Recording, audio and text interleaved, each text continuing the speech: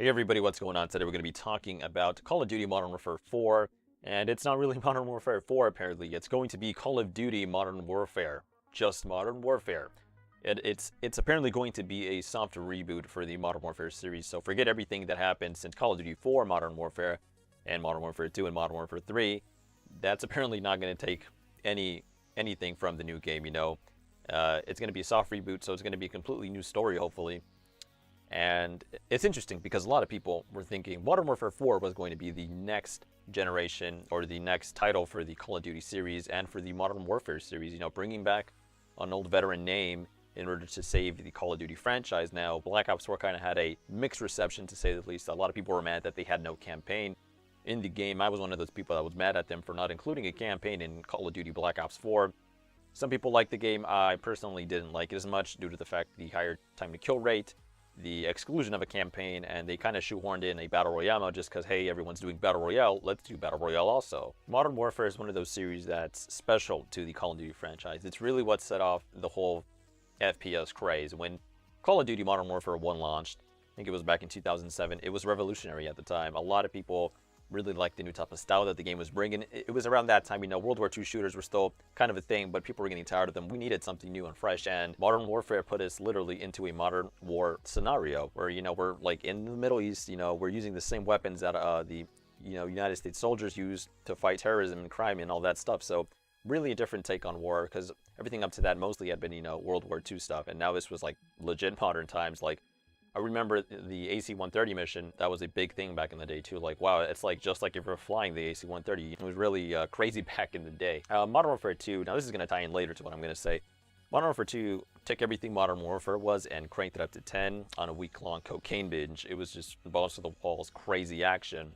And it had its controversies too. If you guys remember the No Russian mission where you were playing one of Makarov's lackeys as henchman, but it turns out you're actually a CIA operative in deep cover. It turns out that in that mission, what you have to do is you got to go kill a bunch of people, but the people you're killing aren't soldiers. You're literally at an airport with an M240 machine gun, and you're shooting civilians with Makarov and his buddies.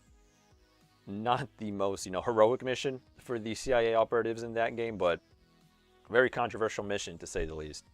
And Modern Warfare 3 basically was the ending of the Modern Warfare series. Some people were a little bit dissatisfied with it. I perfectly was fine with it. I really liked the survival mode that Modern Warfare 3 brought to the table. I was really tired of zombies. Treyarch did a great work with zombies, but personally for me, I prefer the survival mode from Call of Duty Modern Warfare 3. And hopefully they'll bring back something similar for the new Call of Duty Modern Warfare game. Modern Warfare 3 had campaign, multiplayer, and the survival mode. And that was the end of the story.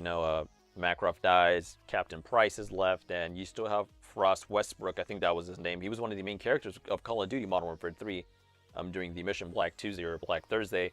You play as him and you go throughout New York and trying to fight the Ruskies, right? But going back to what I said earlier about Modern Warfare 2, apparently this new Modern Warfare game is going to be, the campaign is going to be very similar to the Modern Warfare 2 No Russian mission.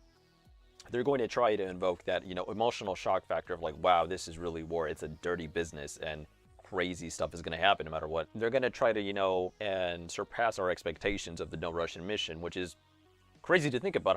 How are you going to surpass the No Russian mission in terms of spectacle and notoriety? It was a big controversy back then. You did have the option to skip the mission completely, and, and I applaud Infinity Ward for giving people that choice, because some people don't want to play through that, and I understand why. It's really violent and not necessarily the greatest thing for, someone to be playing through, like, oh, do I really want to kill civilians in a video game? Just for fun? No. If you want to do that, go play GTA, right? But it only makes me question what type of levels they're going to do for the new campaign in the Call of Duty Modern Warfare game now. Possibly, in this day and age, there's a lot of mass shootings, and there could possibly be another mass shooting in the game. Maybe it's going to be like at a army base or at a school. You don't know. Or a lot of mass bombings in today, around the world with terrorism and stuff. There's a lot of mass bombings. Maybe this time around, we're going to play a terrorist bombing somebody from the first-person perspective. It's going to be crazy. That could happen if they're looking to invoke the same emotions and controversy that the Modern Warfare 2 mission had of No Russian. We don't know what could be happening, with the campaign, but that's just some examples I'm giving you guys of what could possibly be one of the new missions. That's just an example of what I think they could be going for.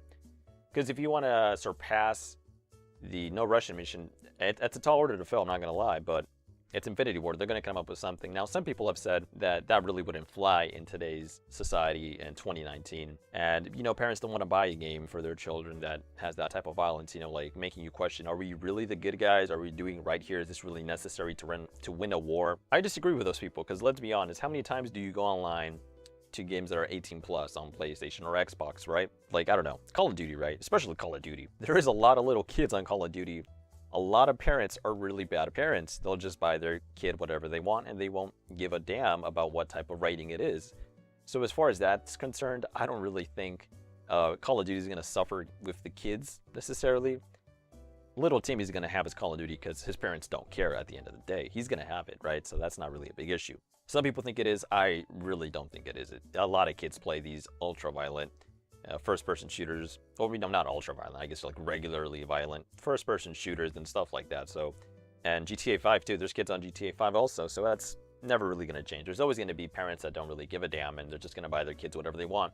So as far as that's concerned, I really don't think that's going to be an issue. Like, oh, this is too crazy and makes me think about the war too much. Shouldn't let little Timmy play this. I don't think that's going to happen.